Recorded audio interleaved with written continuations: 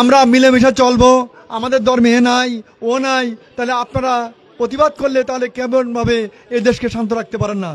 আমরা কয়েকজন লোক যারা আছি এদেশে আপনাদের তুলনায় কম, সংখ্যালঘু যারা আছি আপনাদের নিরাপত্তায় থাকবো, মিলেমিশে চলবো, সকলের সমান অধিকার পাবো, আপনাদের সাথে আমরা মিলেমিশে চলবো। একা একা তো চলা সম্ভব নয়। অথচ আপনারা যদি আমাদের রক্ষা না করেন তাহলে আমরা কোথায় যাব? আমাদের এখানে সরকার যদি আমাদেরকে রক্ষা না করে, সরকারের পৃষ্ঠপোষকতায় যদি কোনো অন্যায় হয় সেগুলো সরকারের দায়িত্ব। এবং বাংলাদেশে কোনো লোকের পরে সে যে ধর্মের লোক হোক না কেন তারপরে যদি আঘাত করা হয় তাও সরকারের দায়িত্ব। লালমনিরহাটের যে ঘটনা এবং ওসি সাহেব যে কথাগুলো বলেছেন তা আপনারা শুনেছেন। সুষ্ঠু সুচিন্তিত মতামত থাকলে কেউ এ কথা বলতে পারে না।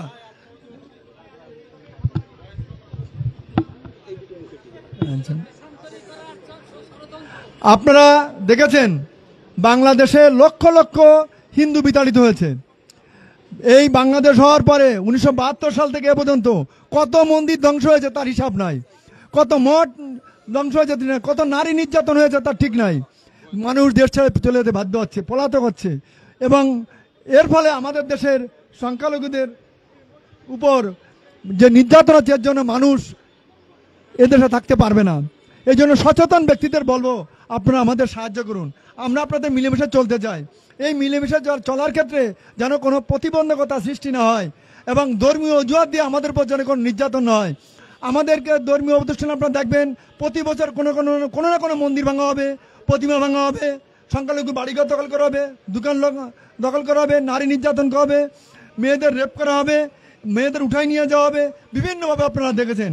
এর পরিপ্রেক্ষিতে আমরা সবচেয়ে বেশি খুশি এবং ধন্যবাদ জানাই সাংবাদিক বন্ধুগণরে।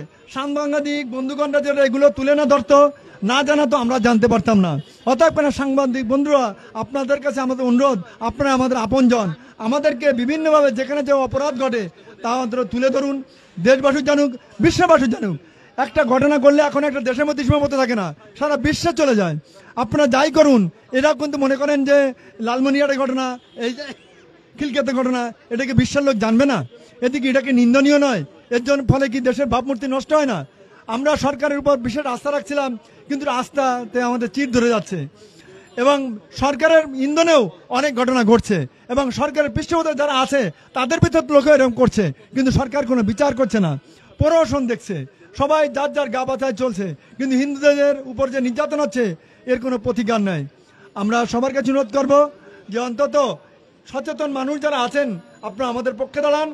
সাংবাদিক বন্ধুরা এবং পুলিশ প্রশাসন যারা আছেন তাদের কাছে অনুরোধ করব আপনারা যেভাবে আমাদের সাহায্য করেন আগামীতে আরও সাহায্য করবেন, আমরা যেন এদেশে সুষ্ঠুভাবে বসবাস করতে পারি সেদিকে খেয়াল রাখবেন। আজকে একটু পরে আমাদের মানববন্ধন হবে, মানববন্ধনে আমরা একটা মিছিল করব।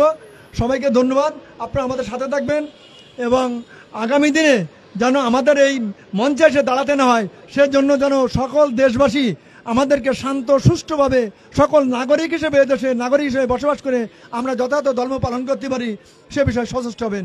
সকলকে ধন্যবাদ। আমরা সবাই থাকবেন, মানববন্ধন হবে, একটু বললাম বিক্ষোভ মিছিল হবে, আপনারা থাকবেন এবং যে